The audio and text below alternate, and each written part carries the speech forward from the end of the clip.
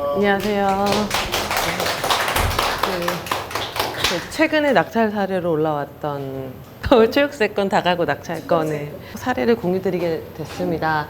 보시다시피 이제 92년도에 지은 좀 낡은 벽돌식의 다가구고요. 좀 재밌는 사례들이 많아가지고 그거 위주로 좀 말씀을 드릴게요. 예, 되게 긴박했었어요. 다 이렇게 퍼즐처럼 하나라도 안 맞으면 낙찰을 못 받을 수 있었던 그런 사례인데, 제가 3월 달에 실전반을 등록하고 지금 12주 안에 무조건 입찰 한번 해보겠다라고 했는데, 그 끝나는 주에 낙찰을 딱 받았었어요. 그래서 12주차에 딱 낙찰을 받았는데, 이제 등록하고 제가 갖고 있었던 게 서울의 소형 아파트에 살고 있었고, 지방에 그 무지성 투자로 했던 1억 미만의 아파트가 있어서 돈이 다 물려 있었어요. 그래서 학원 다니면서도 투자를 못 했었는데, 그것 때문에 이제 포트폴리오 상담도 원장님이 해주시거든요. 그래서 제 거 갖고 가서 문의 드리니까 이제 매도하는 게 어떻겠냐 하셔서 바로 매도를 내놨는데, 제가 1월 달부터 원래 내놨다가 안 팔려가지고 포기했었는데, 원장님하고 상담하고 내놓자마자 한 2주 만에 나갔어요. 그래서 되게 운명처럼 물론 이제 원장님도 이제 늘 말씀하시는 게 이제 뒷사람들 먹을 것도 좀 남겨놔야 된다. 너무 욕심 부리지 말라. 이래서 적당히 타협도 많이 손해 안 보고 이제 잘 받아서 매도를 했고, 이제 그렇게 매도한 상황에서 이제 보시면 아시겠지만 잔금이 7월 10일 날 들어왔는데 경매 잔금이 7월 17일이었어요. 그래서 이때 이제 돈을 못 받았으면은 이제 경매 잔금도 못 치렀을 거고, 다주택자 때문에 세금도 되게 많이 나왔을 텐데 되게 운이 좋게 딱딱딱딱 되게 맞았던 케이스였고, 입찰은 제가 한 이틀, 3일 만에 결정이 됐었어요. 그러니까 늘 추천 물건 주셨는데 이때도 추천 물건 주시면서 이제 한번 가봐라 이러시잖아요. 그래서 이제 화요일 날 이제 회사 끝나고 이번에 어디 갈까 이러다가 그냥 가본 거예요. 아무 생각 없이 가봤는데 생각보다 너무 괜찮았었어요. 왜냐면은 역에서 한 2분도 안 되는 청구역이거든요. 중구 신당동의 청구역에 있는 역에서 한 2분밖에 안 되는 다가구였고, 벽돌집이 되게 많은 곳인데 느낌이, 그러니까 뭔가 되게 오래된, 그 지역에 오래된 사람들이 사는 그런 느낌이었어요. 그러니까 뭐 타지인들 되게 많고 뭔가 외국인들 되게 많고 이런 느낌이 아니라 할머니들이나 주민들이 되게 많은 느낌이어서 분위기가 되게 좋다라고 생각이 들어서 낙찰받고 싶다. 그래서 이날 임장 갔다 와서,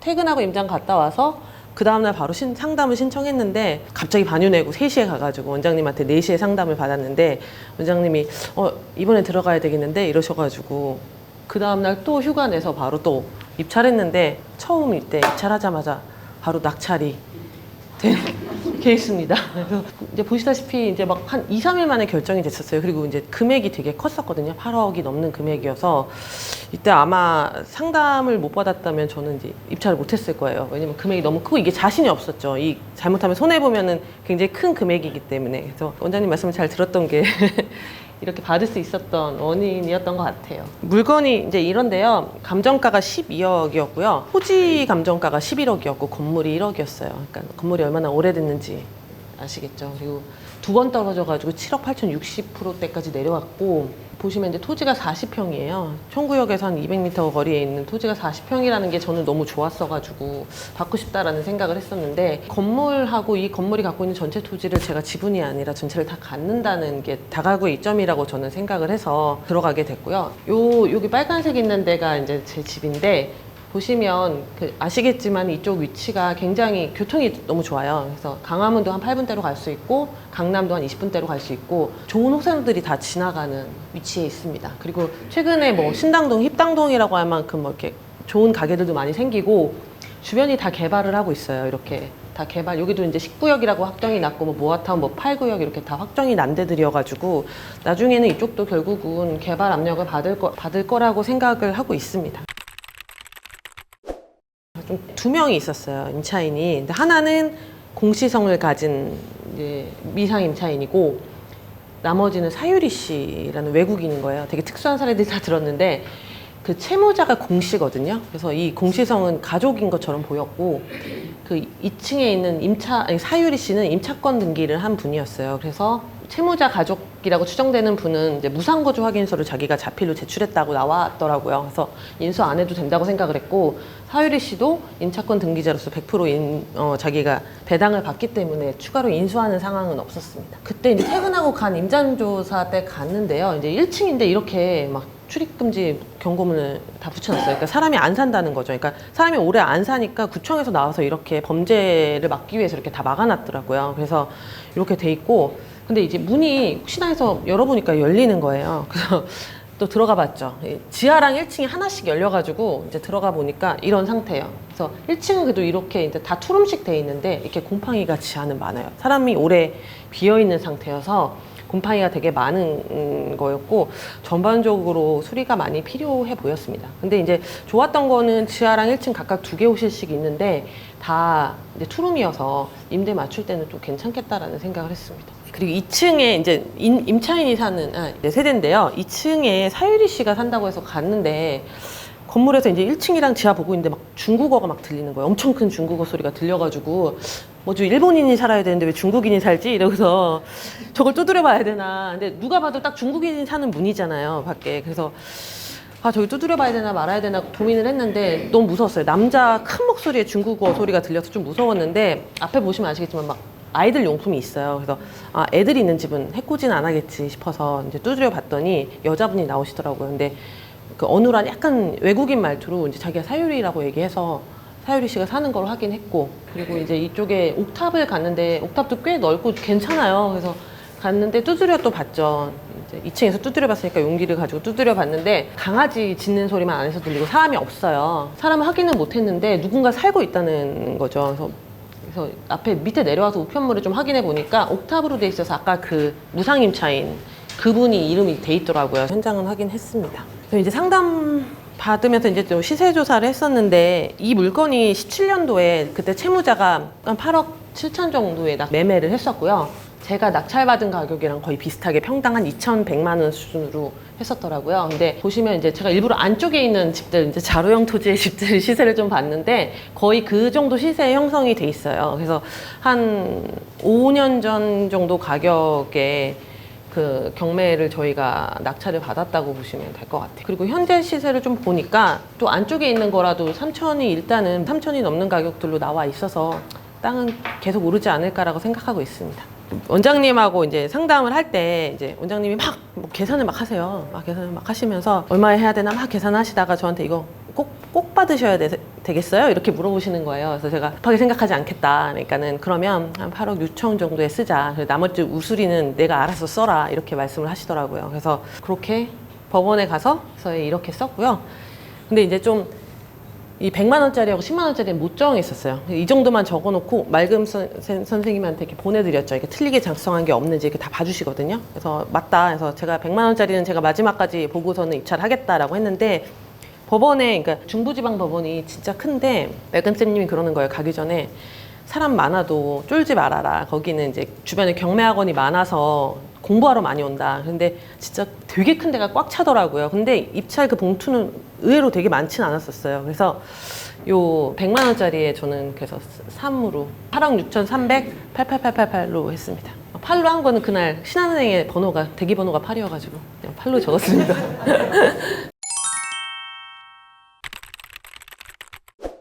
그렇게 했었고요. 이렇게 단독 입찰이었어요. 막 이런 기분이라고 하잖아요. 단독 입찰이면 제가 뭘 잘못했나 아니면은 왜 그런 기분이 든다고 하잖아요. 근데 저는 그런 기분은 안 들었어요. 사람들이 이걸 못 알아봤구나 이런 생각이 들었는데 그래서 되게 기분 좋게 나왔고 되게 얼떨떨했죠. 최종적으로 봤을 때는 낙찰가가 이제 8억 6,300으로 받아서 한 취득세랑 법무비가 한 3천 정도 들었고요. 인테리어는 얼마 들지 모르겠는데 8천 안에서 하고 싶은데 쉽지 않을 수도 있겠다라는 생각은 들고 있고 대출은 5억 받았습니다. 그래서 임대차는 아직 안 맞췄어요. 아직 명도가 다 안 끝났기 때문에 안 맞췄는데 제가 1층에 하나 살려고 하고 그 나머지 임대차 이 정도로 맞춘다고 제가 시세를 봤을 때 실투자금은 2억 미만으로 될 것 같고요.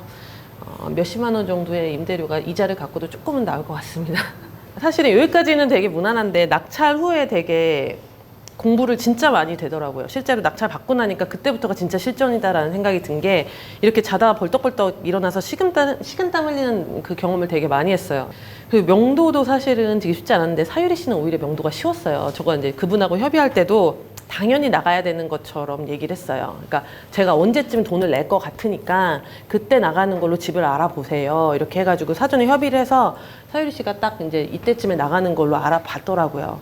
근데 그리고 이제 이사비 같은 걸 오히려 외국인들은 요구를 안 하더라고요. 그냥 한국인들 어디서 들은 게 많으니까 자꾸 그런 걸 요구하는데 외국인들은 깔끔하게 그냥 나가더라고요. 근데 이 할머니가 장난 아니었어요. 그 한 90세 되시는 할머니인데 채무자의 할머니였어요. 나중에 알고 보니까 처음에 제가 낙찰받고 한번 갔었어요. 근데 우연히 마주쳤어요. 마당에 계시는 걸로. 너 왜 여기서 서성거리냐 저한테 그래가지고 얘기할까 말까 충격받으실 것 같아가지고 얘기할까 말까 하다가 아 여기가 경매 나왔다. 그러니까는 이미 낙찰됐는데 그러니까는 할머니가 약간 눈동자가 흔들리세요. 그러니까 짐작은 하셨던 것 같아요. 그 눈동자가 흔들리시다가 그러니까 그 손녀를 탓하더라고요. 걔가 뭐 잘못해서 그렇다 이러면서 탓하시다가 근데 나 이 집 안 판다.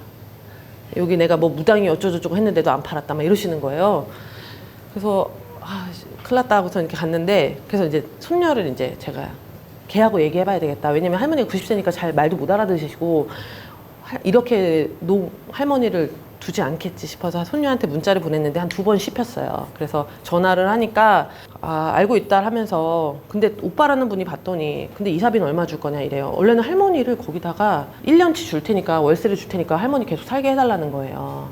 그러니까 좀 방치한다는 느낌을 좀 받았어요. 오빠라는 분이. 그래서 아 그건 안 된다 그랬죠. 근데 그 다음에는 알겠다 그러면 알아보겠다라고 하더니 또 연락이 없어요. 그래서 계속 알아보라고 했는데 연락이 없고 자기 경매 잘 아는데 뭐 이사비 얼마 줄 거예요 이러더라고요. 그래서 경매 잘 아시니까 이사비 못 받는 거 아시잖아요. 제가 그랬어요. 근데 배당일까지 나가시면 제가 이사비 조금 드리겠다고 그렇게 얘기했죠. 그러니까 알았다 끊으시더니 그 다음부터 또 연락이 없어요. 안 받아요. 그러다가 제가 계속 문자를 보냈죠. 그래서 이때까지 나가시면 제가 이사비를 드리는 거고 아니면 저 강제집행 진행하겠다.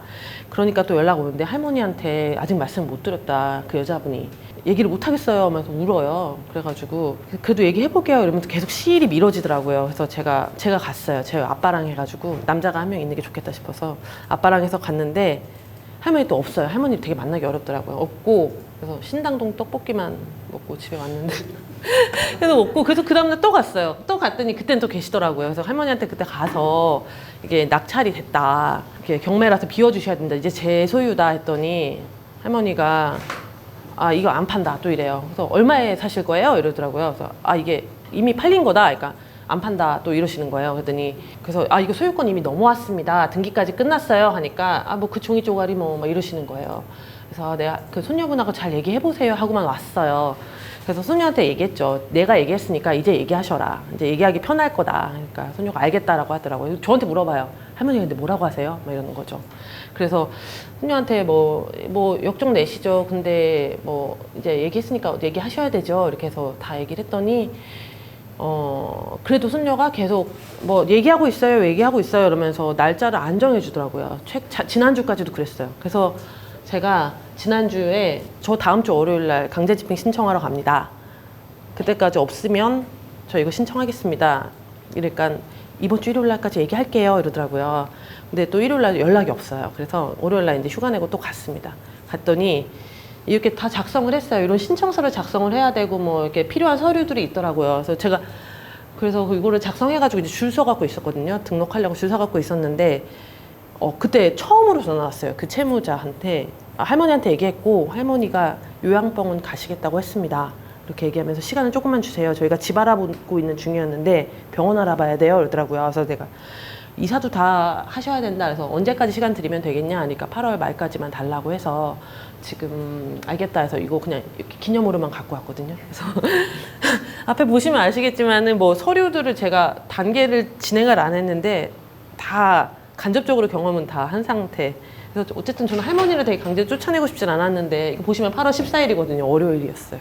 뭐 다행히 손녀분이 이렇게 나몰라라 하지 않아서 다행이다라고 생각을 하고 있습니다. 그래서 제가 느낀 게 뭐냐면 늘 원장님이 무조건 입찰하라고 하시는 게 물론 학원에서 수업으로 배우는 것보다 상담에서 배우는 게 훨씬 더 많고 근데 상담에서 배우는 것보다 또 실전에서 배우는 것도 다른 내용이더라고요. 그래서 실전에서 이 과정 하나하나 다 단계를 진짜 세세하게 겪고 나니까 이거는 경험을 실제로 안 하면 알 수가 없구나.